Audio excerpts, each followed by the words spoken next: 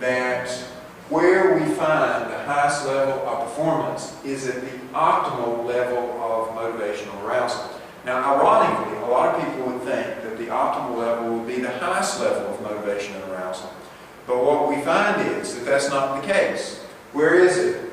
Sort of a mid-range level of arousal and motivation is best in terms of performance. Now, look what happens if the level of arousal and motivation continues to increase. The level of performance goes down. So what the research suggests and what this model is suggesting is that when motivation and arousal gets too high, then the level of performance goes down. Now, for practical examples of this, obviously I'm going to give some sports examples, I'm going to give some non-sports examples.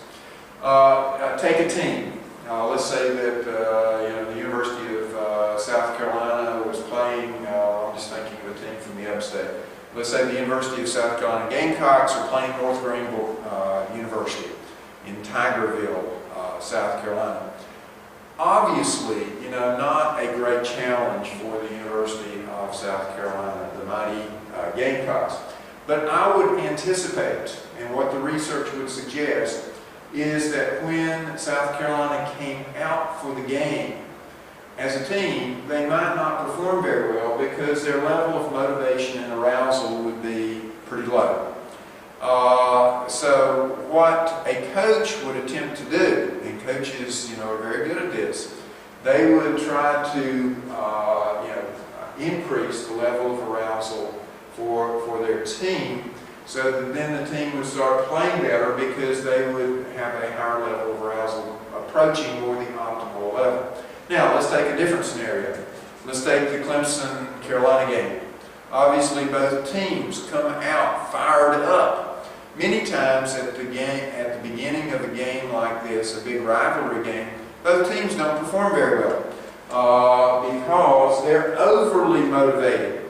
And so what would a coach need to do? A coach would need to try to calm down his or her team to get them closer to the optimal level.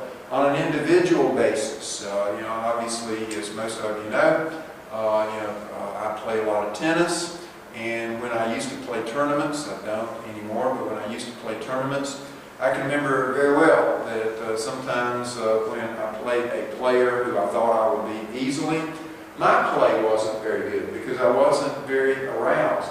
On the other hand, there have been times, and unfortunately in big matches, where I would get to the end of a match against a really good player and essentially have the set won or the match won and get so nervous, actually sort of motivated and aroused, which led to being nervous, to sort of finish, to close out the match, that my level of arousal came over here too high. And because it was too high, my level of performance went down, and I snatched defeat from the jaws of victory, as they say. So, what I would have needed to try to do, and sometimes I've been successful at this, and over the years I got better at this, and this is where athletes get better as they sort of practice their sport more and more, is to be able to sort of calm yourself down to get to this optimal level of arousal. Now, it doesn't have to be sports. Think of some of you have already probably taken a speech course.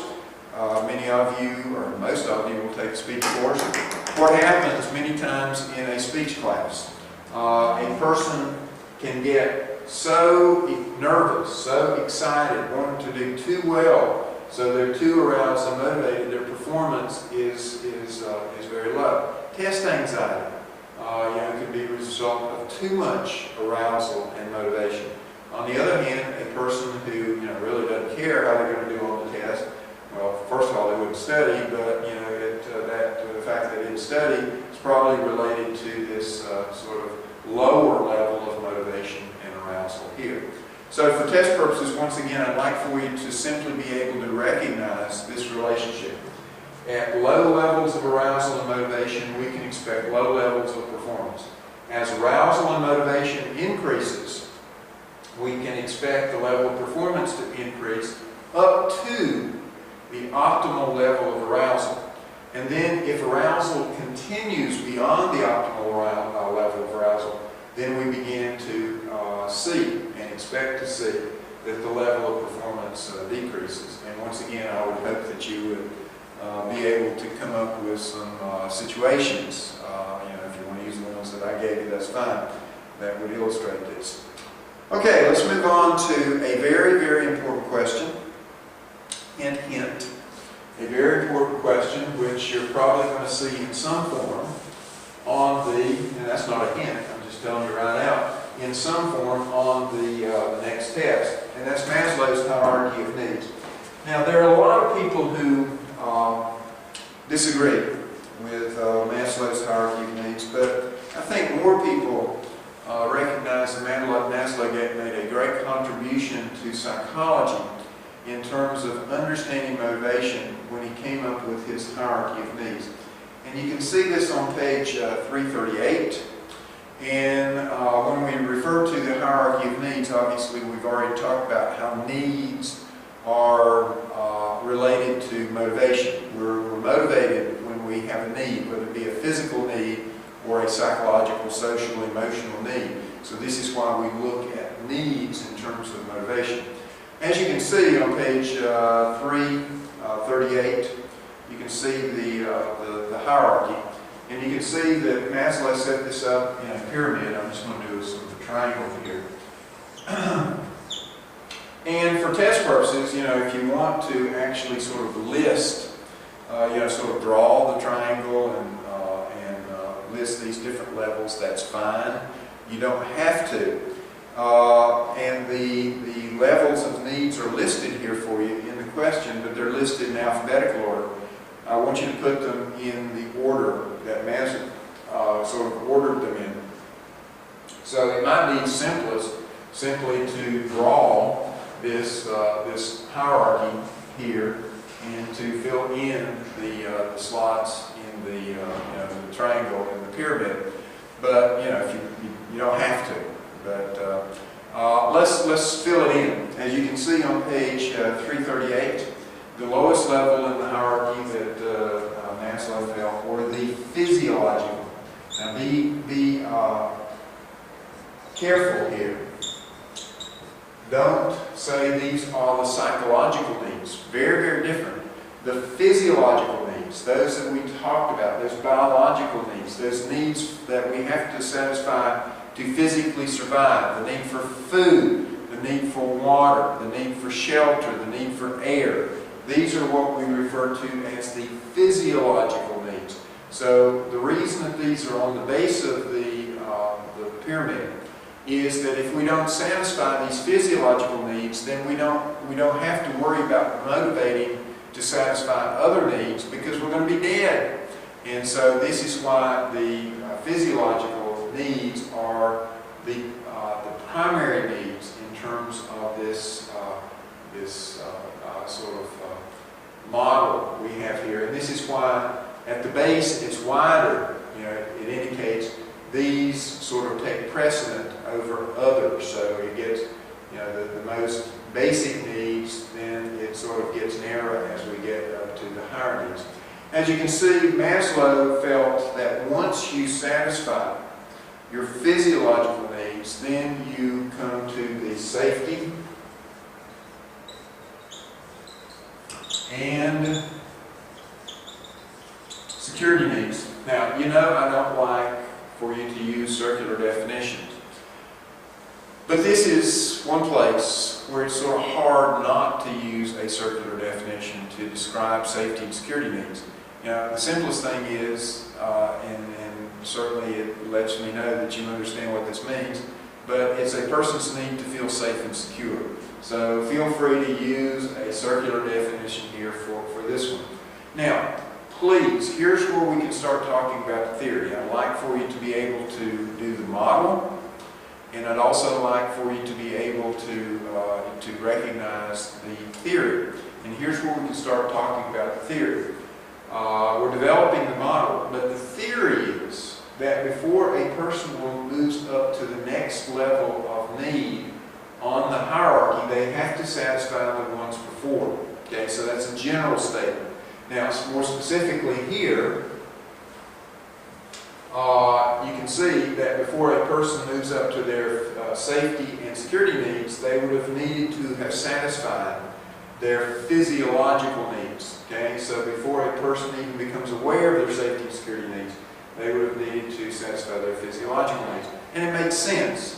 A person who is hungry would be willing to do things that were less safe and secure than a person who was not hungry. Now you can see the next level of need here are the love and belongingness. The love and belongingness needs.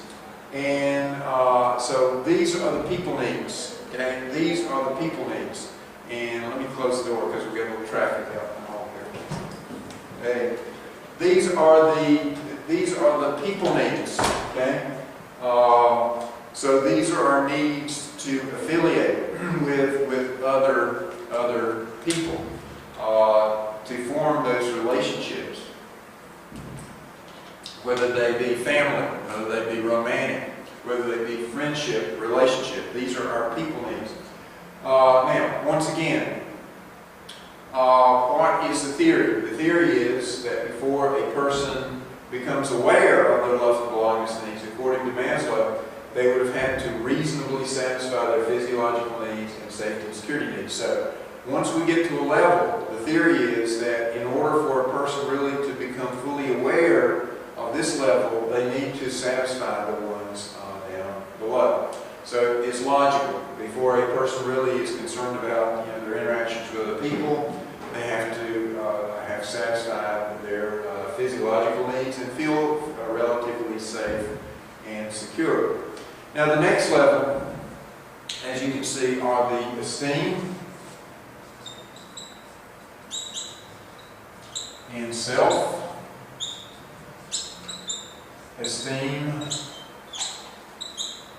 needs, the esteem and self-esteem needs. I'd like for you to make the distinction between esteem and self-esteem. Let's start with self-esteem. Self-esteem is how we feel about ourselves, the value that we assign to ourselves. If we have high self-esteem, obviously we value and think highly of ourselves. Esteem, on the other hand, and be very careful here, because esteem is how we feel that other people think about us. A person who feels that others hold them in high esteem feels that other people really sort of value them highly, assign a very high value to them as a person. So it's our perception of how other people see us in terms of how they value us. That's what we refer to as esteem. Obviously, both very important motivators in our lives. And once again, Maslow says that a person would not be aware of their esteem or self-esteem needs before they satisfy these below. And to give you just a very practical example, and I may have referred to this before, but I was very fortunate to get several National Science Foundation grants, and I got one to go up to Philadelphia to study at Temple University during one summer. And I was to study the cognitive development of infants. And while I was there, I was put up in a very nice hotel in downtown Philadelphia. And I would go out on the, I would eat breakfast in the hotel.